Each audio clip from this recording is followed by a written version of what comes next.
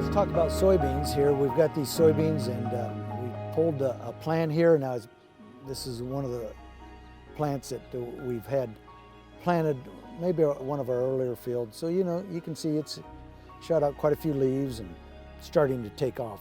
You also can see some of the roots that are coming down.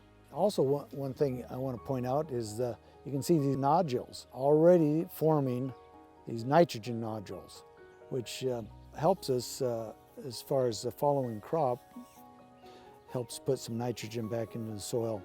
So as we plan our fertilization for the next year, if we're going into corn, this helps furnish some of the nitrogen that we need. Latter part of June, they'll start to bloom, and they'll be starting to set some blooms on. And so we'll be watching for those. I'm sure we'll take a look at them at that time, but a lot of things start happening fast, and these beans will really just take off. We're trying to finish up our post-spraying on corn herbicide, because we need to get in on our post-spraying on soybeans. It's just a ballpark time frame, maybe 25 days after you plant.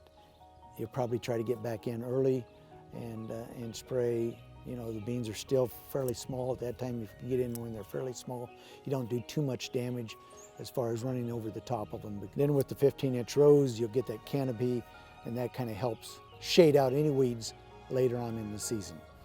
So that's kind of where we're at on soybeans. Soybeans are a pretty amazing plant. They can compensate for a lot of issues, problems that might have arisen out of earlier in the planting season. If you have a light stand for some reason, they can compensate and bush out and fill in, and we're going to be watching them closely, and hopefully we get a good crop this year.